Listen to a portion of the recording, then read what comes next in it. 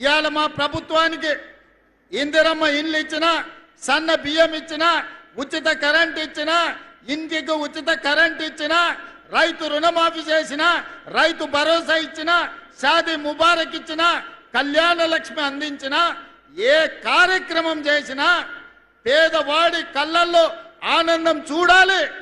మేము పాలకులం కాదు, ప్రజలెన్నుకున్న సేవకులం. ప్రజలకు సేవ చెయ్యాలన్న ఆలోచనతోనే మీ ముందు నిలబడ్డం.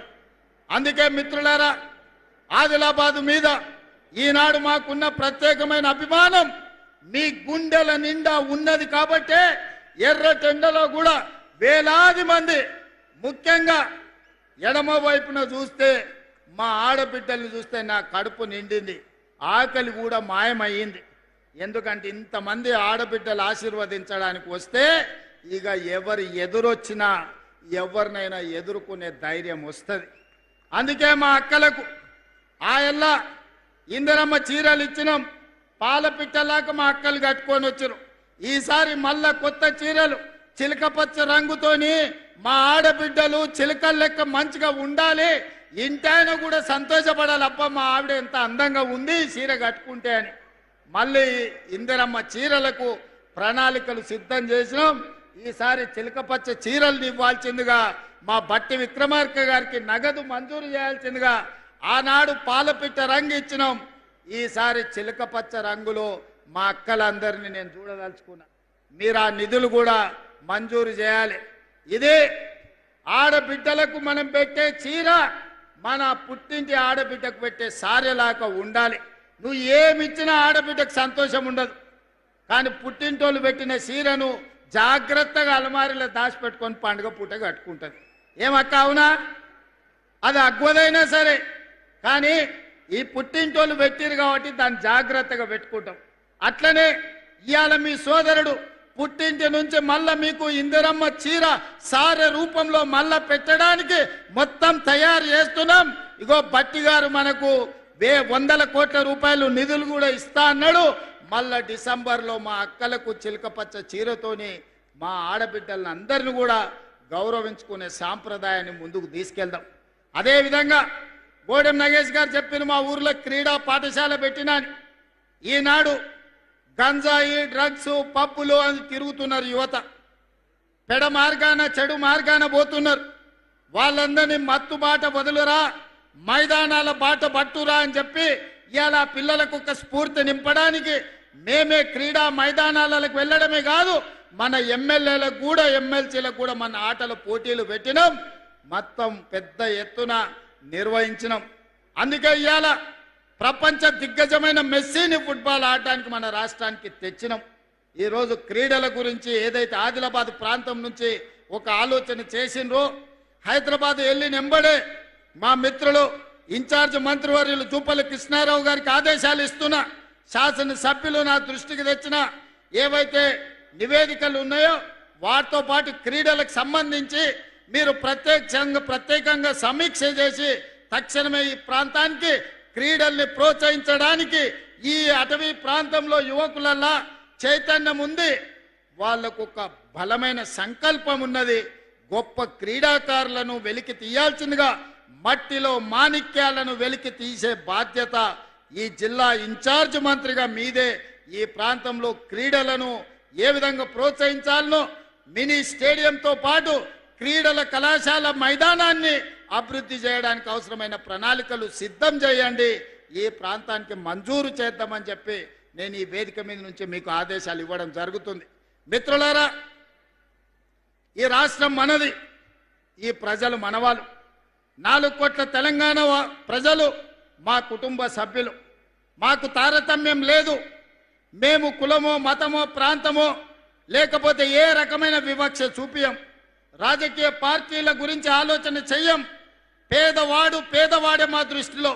పేదవాడిని మేం ప్రభుత్వం ఆదాయం పెంచాలి, పేదలకు పంచాలి అన్న ఆలోచనతోని మా ప్రభుత్వం పనిచేస్తుంది.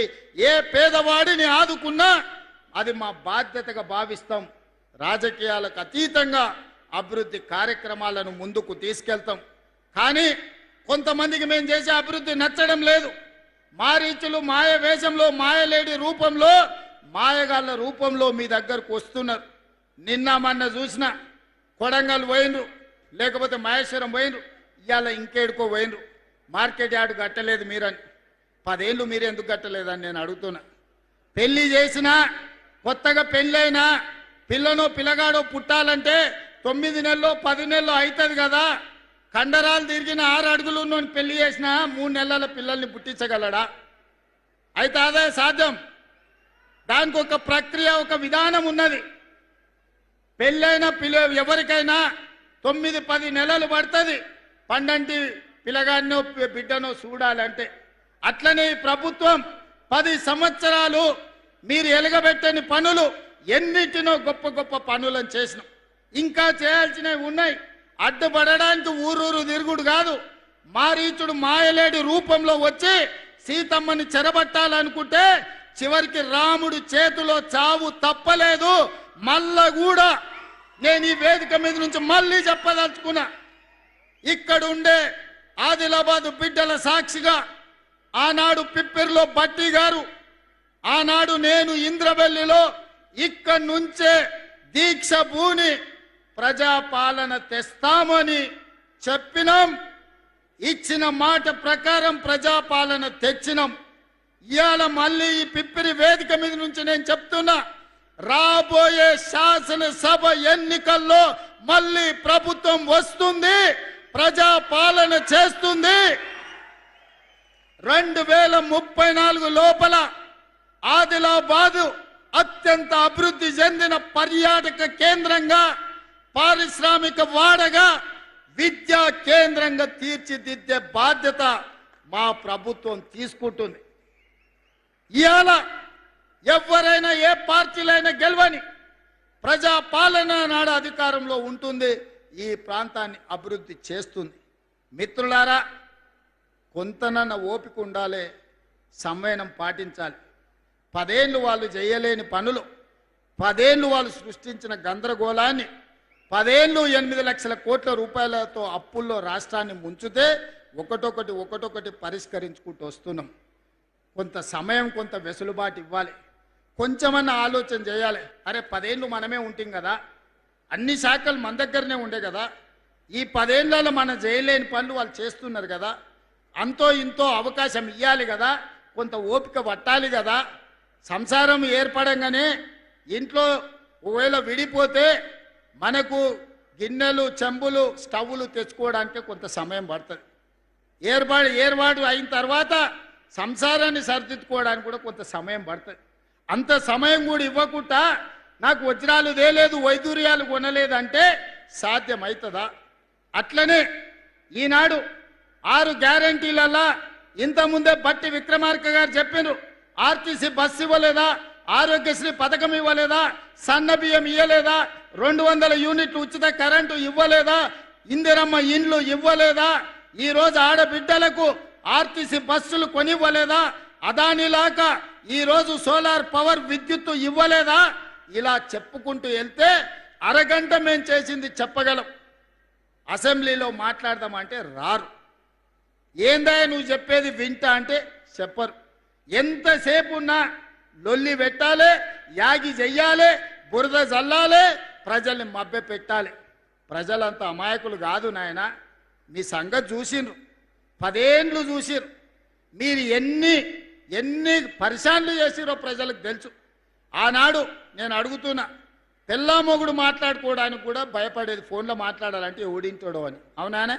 రాజకీయ నాయకులే కాదు, ఆలు మొగుళ్ళు మాట్లాడుకుంటే కూడా ఇన్న రోజు. ఇవాళ బాజాబ్తో రోడ్డు మీదనే మమ్మల్ని తిడుతురు. ఏమన్నా అన్నామా? ఎప్పుడన్నా ఏమన్నా అన్నామా? ఎన్ని మాటలు మాట్లాడుతురు? ఏమన్నా ఎవరి మీద ఏమన్నా కేసులు పెట్టామా? ఎవరు నన్ను సతాయించినామా? అందుకే ఈనాడు తెలంగాణ ప్రజలు స్వేచ్ఛగా బతుకుతున్నారు. మళ్ళీ నిర్బంధాలు కావాలి, మళ్ళీ గడీల పాలన కావాలని ఎవరైనా కోరుకుంటారా? ఆనాడు గడీలను